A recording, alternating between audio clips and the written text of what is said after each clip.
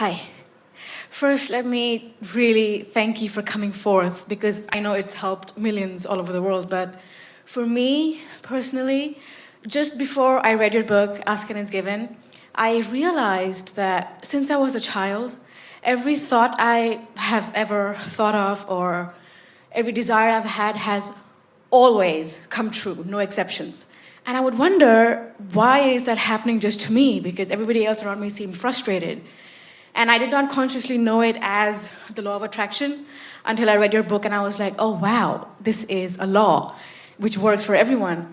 But sometimes I have seen or observed that some desires that I have or thoughts I have, they come true or manifest instantly the minute I don't think of them anymore or when I have let go of them and sometimes don't even desire them anymore, and then they come true like just instantly in ways beyond I ever imagined them. And I could not understand why that is. Well, what happens is, you see, a lot of times people think that in order to be the creator of your own experience, that you have to have some clear blueprint of what you want. And so you would therefore have conscious awareness of exactly what you're asking for. So when it manifests, you'd say, yes, I specifically asked for this at 7 o'clock on that day, and now I see that X number of days later it has come about. But it isn't that way. Right. Instead, what's happening is you're living life and you're adding a piece of it here, and you're living life and you're adding a piece of it there, and you're living life and you're adding a piece of it there. And as it is culminating, it is evolving into a picture that you couldn't, even if you sat all day and tried to, Right. you could not accurately describe what's going on in your vibrational escrow, because it's so much information that's being given over to the source energy within you, so you can't necessarily define it specifically. Right, Yes? right, right. So now come back around to your question from that platform. From that platform, like most of the times when I desire something, I know it's going to manifest. It's just a knowing that I have, and it happens.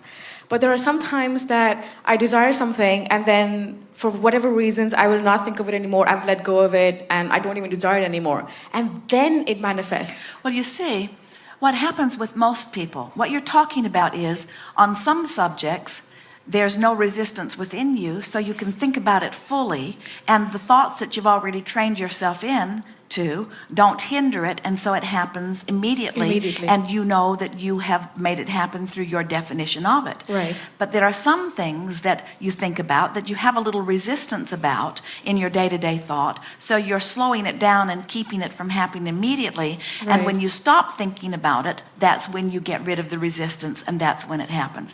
It's what our friend was talking about earlier. It's something that when should I be specific or should I be general? And we say, be as specific as you can be with no resistance. Right. Did you follow all of that? Right. Sometimes people, it's like every subject is really two subjects. We're picking up a stick, and on one end of it is what you want, and of course on the other end of it is the absence of what you want. Right. And so a lot of people, they pick up the stick called dollars or whatever it is, lover, and they think that because they're talking about that subject, that they're talking about what they want, but they might be talking about the absence of what they want. It depends upon how they've been approaching the subject. If you're thinking about lover and it excites you to think about lover because you know it's coming and you're eager to allow the universe to just deliver it to you in its perfection, then you're on your way to it. But if you're thinking about lover from a standpoint of being lonely,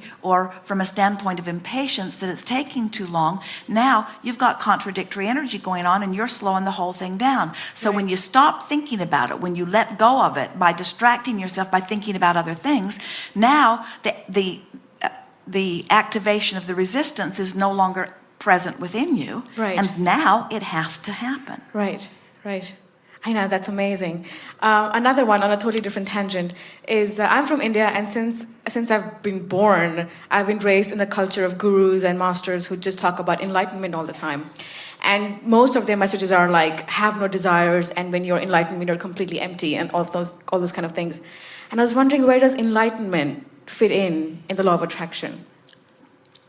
Imagine a cork bobbing up on the surface of the water. That's where your natural high vibration is. Now hold it under the water. That's unnatural, and that's what negative emotion is. Let go of it, and it bobs right back up to the surface. Right. So when someone is saying, have no desire, they must be meaning what you just said. Withdraw my attention from the desire because it is making me uncomfortable. Because when I pick up this stick that I think is about my desire, I'm actually beating the drum on the end of it about the absence of it. Right. So by releasing my mind about the desire, now I let it come. Right. You see, we are certain that that must be what they mean. Right. Because the entire universe has Based you on queued desire, up, yeah. queued up to For give birth. desires. And so anybody that says, I've been told that I should not have desire, somewhere along there is a misunderstanding. I know completely, because when I heard it the first time, when somebody said, when one of the gurus or masters, no offense to them, but when they said have no desires, and I was like, wait a minute, having or wanting enlightenment is a desire in itself. Like, I want to get enlightened, that's a desire. So how can you tell me don't desire it? That is the question that we've asked with a few gurus who have sat here in the chair.